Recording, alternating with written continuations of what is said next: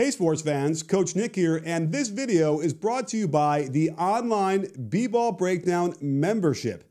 Click the first link in the description below to learn more and join. Good. Last month, I had the honor of leading a panel at Pro Scout School in Las Vegas. The subject was, how do we miss certain skills in college when those players suddenly display them during their rookie year in the NBA? I wanted to explore some of the factors related to the college game, skills training, and just experience on the court that could explain why we didn't see someone like Donovan Mitchell score at Louisville like he did in Utah his first year.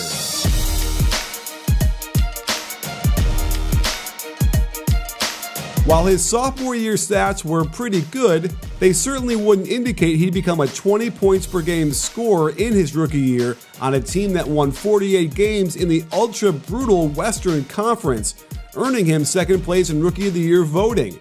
That's heady stuff for a guy chosen 13th in the first round.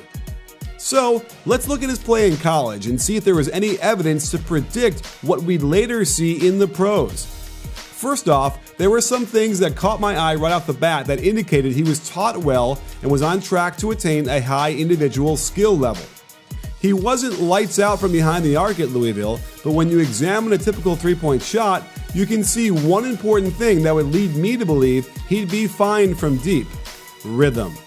Notice how he times the bottom of his dip to the right foot contact on the ground. The speed of the ball going down equals the speed going back up, providing a quick, explosive, yet rhythmic motion into his shot that can easily be moved back a few feet to the NBA line without any loss of percentage. Another thing that caught my eye was his advanced footwork in the open court. You don't often see sophomores in college using a Euro step at full speed, and even though he doesn't make these, it told me that he was already on an advanced track training-wise, and it was just a matter of time until he started making them.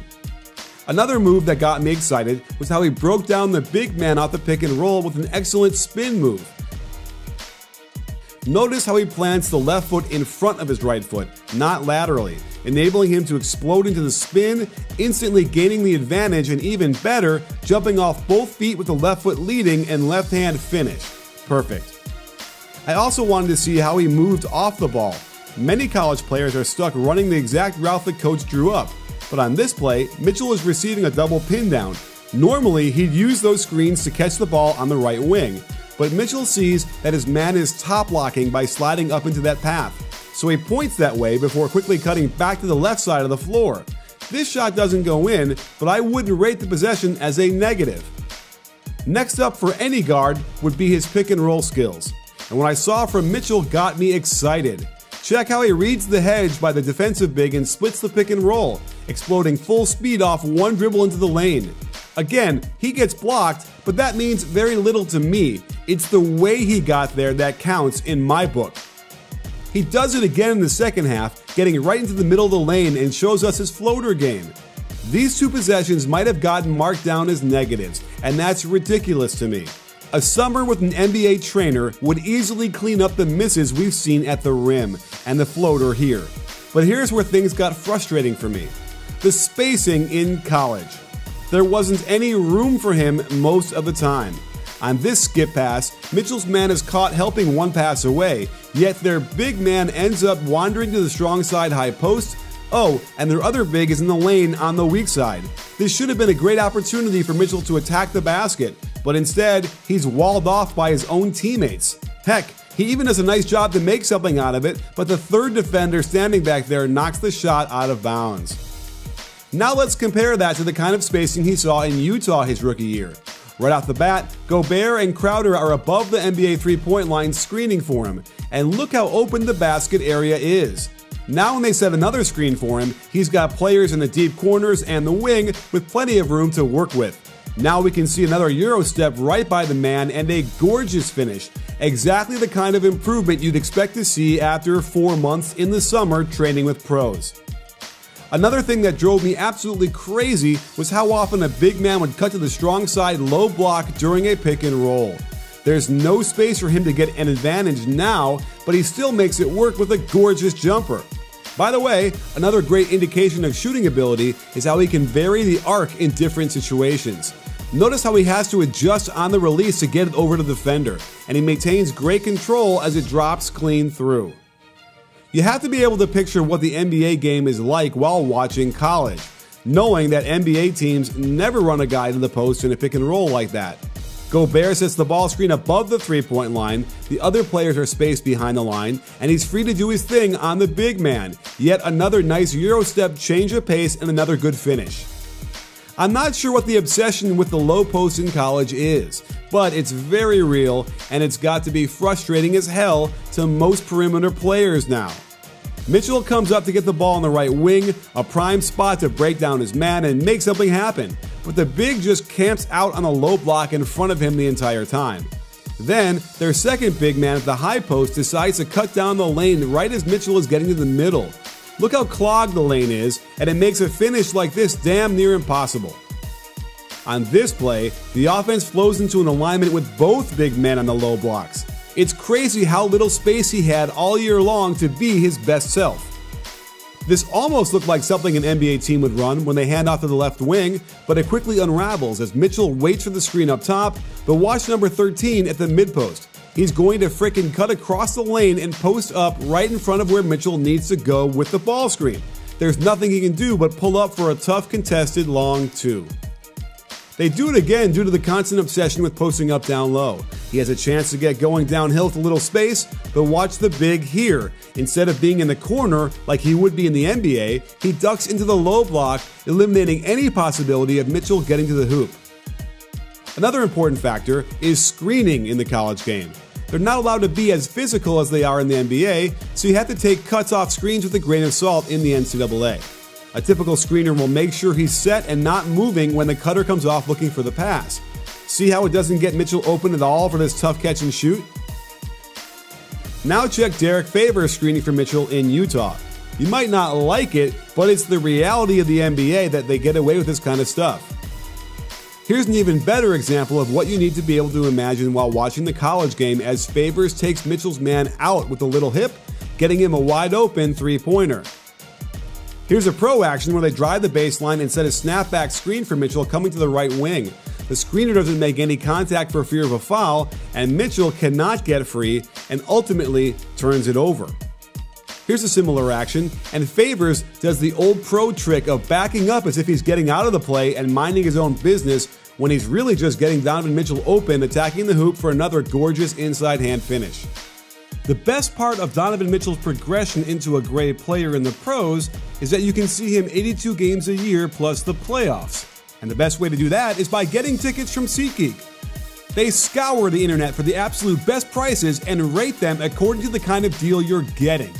Just like I'm dropping knowledge on the jump shot here, SeatGeek drops the price by $20 on your first purchase when you use my code BBALL. So, download the SeatGeek app now, and within a few taps, you'll have seats to the next concert, sporting event, or the theater. Another player I looked at was Kyle Kuzma, who went from hardly shooting any threes in college to shooting close to 6 a game as a rookie and hitting a very respectable 37% of them. Was there any evidence he could do this at Utah? Was there a good explanation for why he didn't take threes back then? First thing that struck me was how Kuzma played like a traditional center from the 70s, just trying to screen guys wherever he could, and then finishing on the nice roll to the basket with a step through.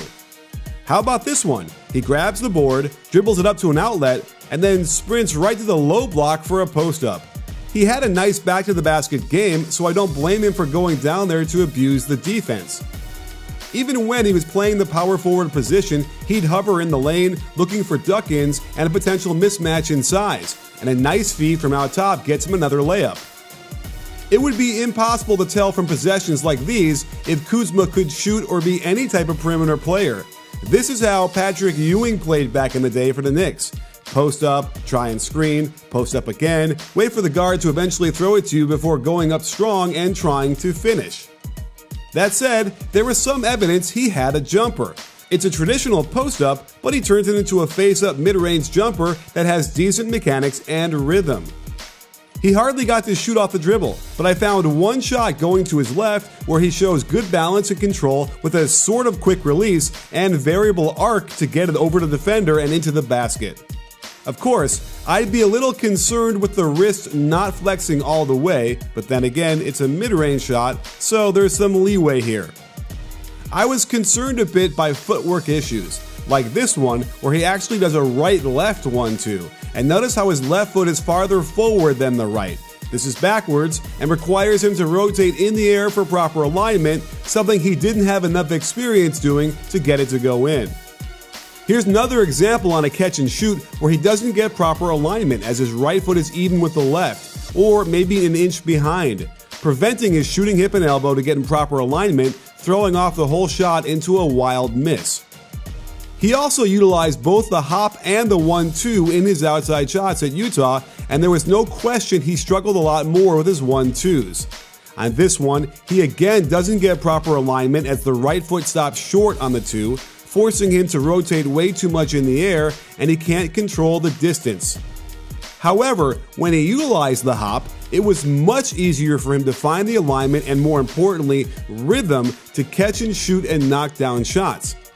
Lifting both feet in the air before the catch naturally allowed him to land on balance, bringing the arms up precisely at the right time for a rhythmic energy transfer and getting the shooter's bounce from the top of the key. I'm sure his trainer identified this while going through the footage and had him shift to hopping into a shot a lot more with the Lakers. As a result, he could extend his range but still get them off quick with perfect alignment and great results. So there you have it, sports fans. If you have an interest in getting into basketball scouting, here are some tools for you to use when evaluating certain players. But don't forget, you have to be able to ignore as much as you see in the college game in order to accurately predict what kids will do once they get on the floor with 4 other pros. And in the case of both Donovan Mitchell and Kyle Kuzma, you could see that if you got creative enough, the evidence was there to indicate they'd be even better in the NBA than they ever were in college. Sports fans, Coach Nick again, and thanks for watching. If you enjoyed this video, then I've got a new online basketball membership where I share with you the best of what NBA teams are doing to help you be more successful on the court. Click the first link in the description or the pinned comment below to learn more. And don't forget to like and subscribe and let me know how you feel about today's video. Check your settings to make sure you get notified each time we drop a new one. After all, at B-Ball Breakdown, we're not a channel, we're a conversation. You in?